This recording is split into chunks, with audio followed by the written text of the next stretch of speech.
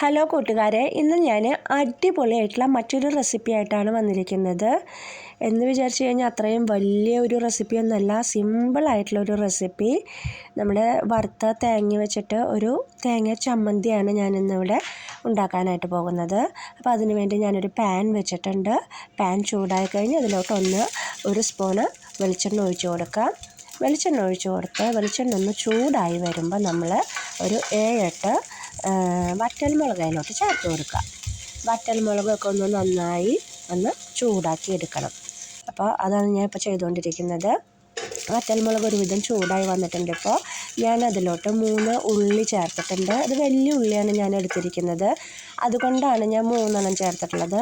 ഉള്ളി കുറേ ചേർത്ത് കഴിഞ്ഞ് നല്ല ടേസ്റ്റ് ഉണ്ടാവും കേട്ടോ. അപ്പോൾ നമ്മൾ ചെറിയ ഉള്ളിയൊക്കെ ആണെങ്കിൽ ഒരു 4-5 നമുക്ക് ഇതിലോട്ട് ചേർത്ത് കൊടുക്കാം. ഇനി ഉള്ളി ചേർത്ത് കൊടുത്തു കഴിഞ്ഞതിന് ശേഷം ഞാനിതിലോട്ട് ഇനി ഒരല്ലി വെളുത്തുള്ളി സമയത്ത് ചേർത്ത് കൊടുക്കുന്നുണ്ട്. അപ്പോൾ ഞാനിപ്പോൾ വെളുത്തുള്ളി ഇട്ട് കൊടുത്തിട്ടുണ്ട്.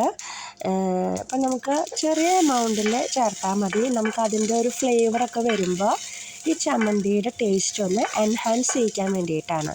അപ്പം ഞാൻ ചെറിയൊരു കഷ്ണം വെളുത്തുള്ളിയും ചെറിയൊരു പീസ് ഇഞ്ചിയും ചേർത്ത് കൊടുത്തിട്ടുണ്ട്. ഇപ്പോൾ അതിലോട്ട് ഇനി അതും നന്നായി വഴറ്റിയെടുക്കാം ആ വെളിച്ചെണ്ണയിൽ.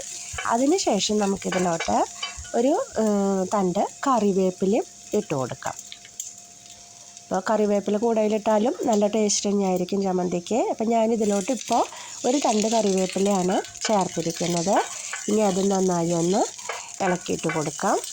അതിന് ശേഷം നമുക്ക് ഇതിലോട്ട് ഏറ്റവും ആവശ്യമായിട്ടുള്ളൊരു ഘടകമായ തേങ്ങയാണ് നമ്മളിതിലോട്ട് ഇനി ചേർക്കാൻ പോകുന്നത്. അപ്പോൾ ഞാൻ ഈ ചമ്മന്തിയിലോട്ട് ഇപ്പോൾ ഒരു പിടി തേങ്ങയാണ് എടുത്തിരിക്കുന്നത്. ആ തേങ്ങയും നമുക്കതിലോട്ട് ചേർത്ത് കൊടുക്കാം.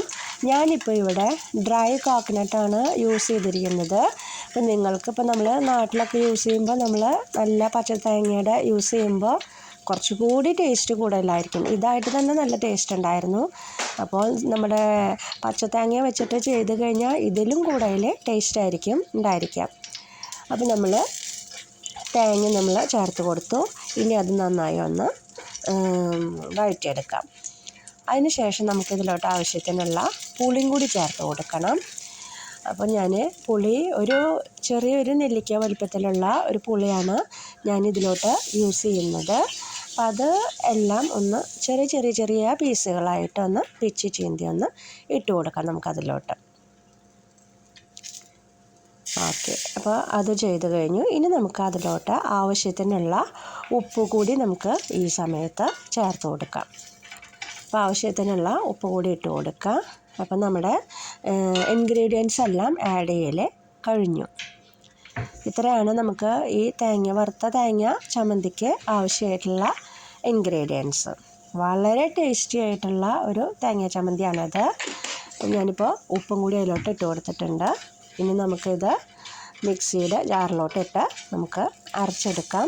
അത് നന്നായി അരയ്ക്കേണ്ട ആവശ്യമില്ല, ജസ്റ്റ് ചെറുതായിട്ടുള്ളൊരു രീതിയിൽ അടിച്ചെടുത്താൽ മതി. അപ്പോൾ നമുക്കത് കടിക്കുമ്പോൾ കിട്ടുന്ന നല്ല ചട്നിക്ക് അരയ്ക്കുന്ന പോലെ നമുക്ക് അരയ്ക്കേണ്ട ആവശ്യമില്ല. അപ്പോൾ ഇതുപോലെ നമ്മൾ അരച്ചെടുത്തിട്ടുണ്ട്. അസലായിട്ടുള്ള അപ്പോൾ തേങ്ങ ചമ്മന്തി അവിടെ റെഡി ആയിട്ടുണ്ട്. കഴിക്കാൻ തന്നെ വളരെ ടേസ്റ്റായിരുന്നു.